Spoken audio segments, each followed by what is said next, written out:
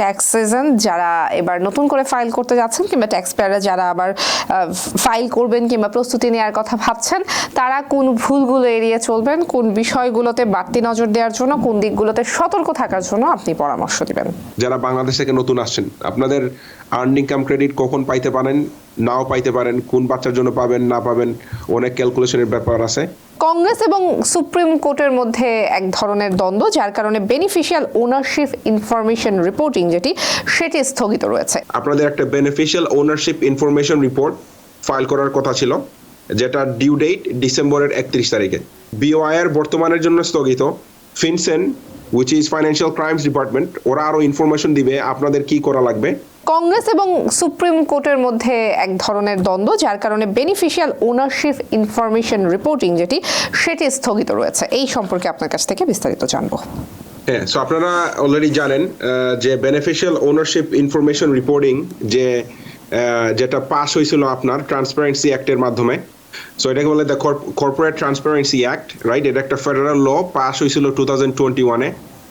যেটা পাস হয়েছে টু আপনার ফাইন্যান্সিয়াল ইলিগাল ব্যবসা অথবা মানি লন্ডারিং অথবা টেররিস্ট ফাইন্যান্সিং অথবা বিভিন্ন জাতীয় ফাইন্যান্সিয়াল ক্রাইম বন্ধ করার একটা চেষ্টার জন্যে আপনার কংগ্রেস এই বিলটা পাস করছিল।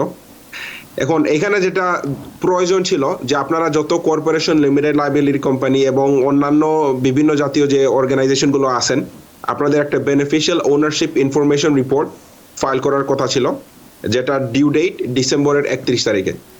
কারণ আপনারা অলরেডি মোস্ট লাইকলি বিভিন্ন থার্ড পার্টির মাধ্যমে অথবা বিভিন্ন অ্যাকাউন্টেন্টের মাধ্যমে আপনারা এটা জানতে পারছেন যে আপনাদের এই BOIR filing must due by December 31 এবং এটা আপনারা যদি ফাইল না করেন তাহলে এটার পেনাল্টি $500 পার ডে।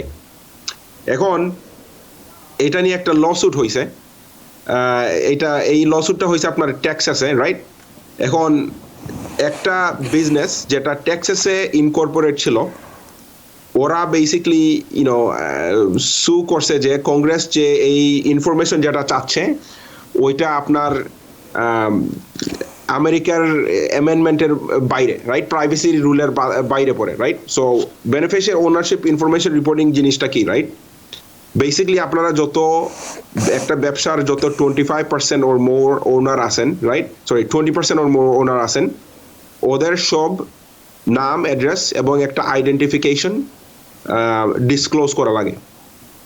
এবং এটা আপনি যদি ডিসক্লোজ না করেন, ওরা আপনাকে $500 পার ডে যেহেতু পেনাল্টি করতেছে, ওরা আপনাকে বেসিক্যালি বাধ্যমূলকভাবে ফোর্স করতেছে টু ডিসক্লোজ ইউর ইনফরমেশন। কারণ আপনারা অলরেডি জানেন যে বিভিন্ন স্টেটে কর্পোরেশনের প্রাইভেসি রিজনসটাই হইলে গিয়ে মেইন রিজন। অনেক মানুষ বিভিন্ন কর্পোরেশন ওপেন করে ডিফারেন্ট জাতীয় স্টেটে। ফর এক্সাম্পল ডেলাওয়্যার, আপনি যদি ডেলাওয়্যার একটা স্টেট নেন, ডেলাওয়্যারের যত কর্পোরেশন যত ইনকর্পোরেট হিসেবে এখানে ওরা ওনারদের ইনফরমেশন ডিসক্লোজ করে না, রাইট? একটা প্রাইভেট থাকে। Same thing with Wyoming, right? এরকম বিভিন্ন জাতীয় স্টেট আছে যেখানে কর্পোরেশনের প্রাইভেসি রুলের জন্যই এই কর্পোরেশনগুলো ক্রিয়েট করা হয়। এখন অফকোর্স এখন আপনারা বলতে পারেন যে এটা ঠিক না অথবা ঠিক, যেটাই হোক, বর্তমানে এখন কংগ্রেস এই কেসটা বর্তমানের জন্য ওরা লুজ করছে, হেরে গেছে ট্যাক্সেসের কাছে। ওকে, সো এখন বর্তমানের জন্য স্থগিত বিওআইআর। এখন এর মানে নয় যে আপনার এটা পরে আবার অ্যাপ্রুভ হবে না। I believe Congress has I think 60 days two appeal, right? 60 দিনের মধ্যে ওরা অ্যাপিল করার চেষ্টা করবে। সো রাইট নাও আপনাদের যেটা জানা লাগবে যে বিওআইআর বর্তমানের জন্য স্থগিত। ফিনসেন, which is financial crimes department, ওরা আরো ইনফরমেশন দিবে আপনাদের কি করা লাগবে। But basically, the federal government has 60 days to appeal to the Fifth Circuit Court of Appeals, right? It could also request an emergency stay of injunction, which could reinstate the CTA's reporting requirements while appeal is impending, right? তার মানে ওদের 60 দিন আছে appeal করার জন্য।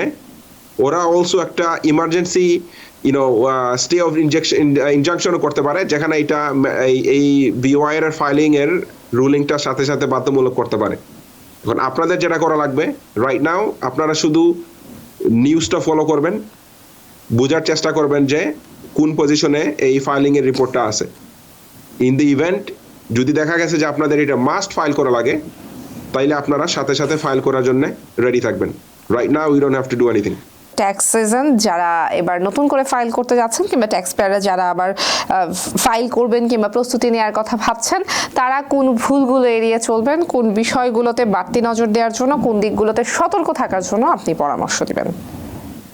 যারা নতুন file করতেছেন, তার মানে যারা আমেরিকায় নতুন আসছেন, অথবা আপনারা আগে ডিপেন্ডেন্ট ছিলেন এখন ফুলি ইন্ডিপেন্ডেন্ট, মেক শিওর করবেন যে আপনারা যারা ট্যাক্স রুলগুলো বুঝে ওদের সাথে ফাইল করতেছেন, ঠিক আছে? স্পেশালি যারা নিউ ইমিগ্রেন্ট, যারা বাংলাদেশ থেকে নতুন আসছেন, আপনাদের আর্ন ইনকাম ক্রেডিট কখন পাইতে পারেন, নাও পাইতে পারেন, কোন বাচ্চার জন্য পাবেন না পাবেন, অনেক ক্যালকুলেশনের ব্যাপার আছে। মেক শিওর আপনারা ঠিক মতো রুলটা বুঝে ফাইলিং করেন, বিকজ এখন কিন্তু অনেক অডিট হয়, স্পেশালি সব কিছু এখন অটোমেটেড।